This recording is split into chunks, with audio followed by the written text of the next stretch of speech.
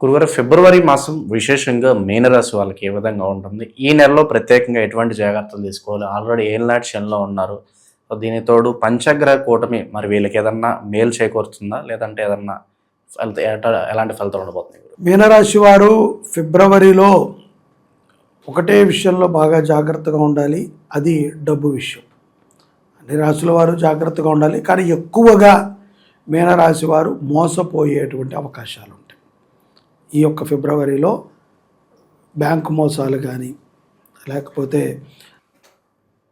ఎవరికైనా ఇచ్చి వాళ్ళు తప్పిపోవటం కానీ, లేకపోతే అదిగో ఇక్కడెక్కడో పెట్టాము పోయాయి అనేటువంటి వార్తను వినటం కానీ, లేకపోతే ఎప్పుడంతా వస్తున్నాయి కదా ఫోన్లలో ఓటీపీ చెప్పండి అన్నట్టు, ఆ విధంగా మ్యాజిక్ జరిగి మాయమైపోవటం కానీ ఈ రాశి వారికి ఎక్కువగా ఉంటుంది. కాబట్టి డబ్బు విషయంలో చాలా జాగ్రత్తగా ఉండాలి. అనవసరంగా ఎవరికి కూడా ఎక్కువగా మన పర్సనల్ విషయాలు షేర్ చేసుకుని లోకు అవ్వకుండా ఉంటాం. ఈ రెండిట్లో కొంచెం వీళ్ళు జాగ్రత్తగా ఉండటం మంచిది. ఉద్యోగస్తులకి యథావిధిగానే ఉంటుంది. ఒత్తిడితో కూడుకున్నటువంటి ఉద్యోగాన్నే వీళ్ళు గత సంవత్సరం నుంచి చేస్తున్నారు, ఇప్పుడు కూడా అలాగే ఉంటుంది. అయినప్పటికీ కొంతమందికి సంతృప్తి ఉంటుంది. మిత్రులు ఉన్నారనో, స్నేహితులు ఉన్నారనో, ఏదో ఒకటి దాచిపెట్టేవాడు ఉన్నాడనో ఉంటుంది. కానీ అది తాత్కాలికం మాత్రమే. అతి త్వరలో ప్రమాదం కూడా ఉంటుంది. ఉద్యోగం రీత్యా జాగ్రత్తగా ఉండాలి. లేని ఎడల ఏమాత్రం అజాగ్రత్తగా ఉన్నా ఇప్పటిదాకా మనం సుఖపడినవన్నీ కూడా ఒక్క దెబ్బతో తోసుకెళ్తాయి.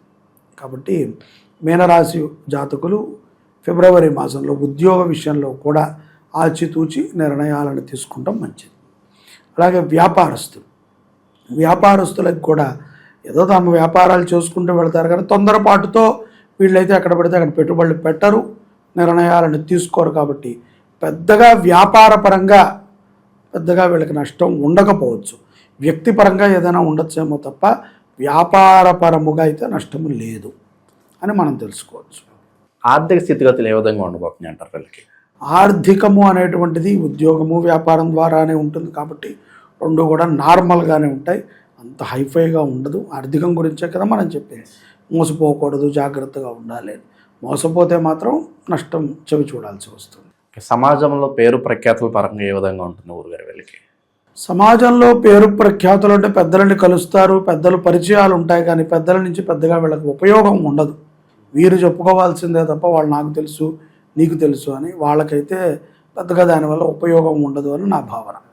సో ప్రజెంట్ వీళ్ళు ఏలనాటి శనిలో ఉన్నారు కదా గురుగారు, ఎటువంటి విషయాలకి చాలా దూరంగా చాలా జాగ్రత్తగా ఉండాలి ప్రస్తుత కాలం వీళ్ళ? ముఖ్యంగా చెడు వ్యక్తులకి దూరంగా ఉండాలి. అలాగే కోపాన్ని కంట్రోల్ చేసుకోవాలి. ఈ ఏలినాటి శని ప్రభావం, ఇప్పుడు ఏలినాటి శని వీళ్ళకి మీనరాశిలో శని ఉన్నాడు, కాబట్టి ఈ సమయంలో వీళ్ళు చేసేటువంటి పని ఏదైతే ఉందో ఇది స్టాండర్డ్గా నిలుస్తుంది. సో ఇప్పుడు ధర్మ కార్యక్రమాలు చేయాలి, కుటుంబానికి అంగరక్షకుడిలా ఉండాలి. కుటుంబం కష్టంలో ఉన్నప్పుడు వీరు దాచుకుందైనా దోచుకుందైనా కుటుంబాన్ని పెట్టి కాపాడుకోవాలి. ఇన్వెస్ట్మెంట్స్ పరంగా వీళ్ళకి ఏదన్నా సలహాలు సూచనలు ఏదన్నా ఇస్తారా గురుగారు? ఇన్వెస్ట్ పరంగా అంటే కనుక షేర్స్లో పెట్టుకోవచ్చు, ఓకేనా అండి. మంచి భూమి మీద పెట్టచ్చు, బంగారం కొనవచ్చు. ఆర్థికంగా వీళ్ళు కొంత నిలదొక్కుకోవాలి, రానున్న తరాల వారికి మంచి చేయాలి అనుకుంటే చాలా చక్కగా వీళ్ళు స్కూల్ ఉంటుంది కదా, ఈ ఇన్స్టిట్యూట్స్ ఆఫ్ స్కూల్స్, విద్యా సంస్థల మీద పెట్టుబడులు పెట్టిన అటువంటి షేర్స్ కొన్నా, పెట్రోలింగ్ షేర్స్ కొన్నా వీళ్ళకి చాలా లాభాన్ని చేకూరుతుంది. విద్యార్థుల పరిస్థితి ఏంటంటారు గురుగారు? విద్యార్థులు చాలా చక్కగా చదువుకుంటారు, కానీ కొంచెం మొండి వైఖరి ఉంటుంది. ఈ మాసంలో ద్వితీయార్థంలో పంచగ్రహ కూటమి విద్యార్థులకి, ముఖ్యంగా ఆడవాళ్ళకి చాలా కొంత ఇబ్బందిని తెచ్చిపెడుతుంది. కాబట్టి జాగ్రత్తగా ఉండాలి. ఎవరితో కూడా శారీరకమైనటువంటి సంబంధాలని ఎక్కువగా పెట్టుకోకపోవటం అనేటువంటిది ఆడవారికి చాలా మంచిది. తద్వారా అనేక రోగాలకు కానీ లేదా మానసిక క్షోభకి కానీ గురవుతారు. వాళ్ళ రేపట్లో పిల్లలకి మనం చెప్తున్నాం, కానీ వాళ్ళు వినే ఆలోచనలు లేరు. అంటే శారీరకముగా ఎవరితో ఎటువంటి సంబంధాన్ని భర్త కాని వాడితో పెట్టుకోవడం అనేటువంటిది అంత ఉపయుక్తము కాదు, స్త్రీ పురుషులు ఎవరైనా సరే. తద్వారా కొంత అనారోగ్య సమస్యలు రావటం, అవి మనిషిని కృంచివేయటము, దిగజారుడు ఆలోచనలు రావటం జరుగుతూ ఉంటాయి. నిరుద్యోగుల పరిస్థితి ఏంటంటారు గురుగారు? నిరుద్యోగులకి ఈ యొక్క పంచగ్రహ కూటమి తర్వాత ఉద్యోగ అవకాశాలు మెరుగుపడతాయి. కొంత పర్వాలేదు, ప్రయత్నం అయితే గట్టిగా చేయాలి. ఇక ఓవరాల్గా మహాశివరాత్రిని వీళ్ళు ఏ విధంగా వినియోగించుకుంటే వీళ్ళకి కలిసి వస్తుందంటారు గురుగారు? మీనరాశి వారు స్ఫటిక శివలింగానికి కానీ లేకపోతే సాలగ్రామ శిలతో అంటే నల్ల శిలతో ఉన్నటువంటి శివుడికి కానీ అభిషేకం చేయడం ద్వారా ప్రశాంతత పొందుతారు. పంచగ్రహ కూటమి రోజున గోసేవ చేయటము, పిల్లల పేరుతో కానీ పెద్దల పేరుతో కానీ నవగ్రహ శాంతిని చేయించుకుంటాం ఉత్తమం. శుభకార్యాలకి అనుకూలంగానే ఉంటుందంటారా? ఆ ప్రయత్నాలు చేసుకోవచ్చు అంటారా వీళ్ళు? ఏలినాటి శని ప్రభావం వలన వివాహమైనటువంటి స్త్రీ పురుషులకి సంతాన యోగం ఉంటుంది, సంతానం పొందుతారు. ఇక ఎక్కువగా ఇతరులతో మాయ మాటలతో చాలా మంది మోసం చేస్తున్నారు ఈ రోజుల్లో. సో ఈ చెప్పుడు మాటలకి మోసపోకుండా ఎవరు మన వాళ్ళు, సో ఎవరు మనకు హాని చేస్తున్నారు, ఈ క్లారిటీ ఆఫ్ థాట్ రావాలంటే ఏం చేస్తే బాగుంటుంది అంటారు ప్రస్తుతానికి? అది అనుభవంతోనే వస్తుంది తప్ప మనం చెప్తే అస్సలు రాదు. బాగా గుర్తుపెట్టుకోవాలి. ఏ రాశి వారికైనా సరే అనుభవం. మనం చెప్పామనుకోండి, ఎవడో చెప్పన్నాడు చెప్పినట్టు ఉంటుంది. కాబట్టి అనుభవంతోనే, మోసపోయేవాడికి మోసపోవద్దని చెప్తే వాడు పోయేదాకా వాడు మోసపోతున్నాడని తెలియదు. ఒకసారి మోసపోయినా కూడా పదే పదే మోసపోతున్నాడు అంటే కనుక వీడి బుద్ధి వంకర, వీడి మనిషి వంకర అని మనం తెలుసుకోవాలి. కుటుంబం జాగ్రత్త పడాలి అంతే. ఈ యొక్క మాఘమాసంలో మాఘ అమావాస్యకి మంగళవారం అంటే ఫిబ్రవరి 17, 2026 మనకి పంచగ్రహ కూటమి వచ్చింది.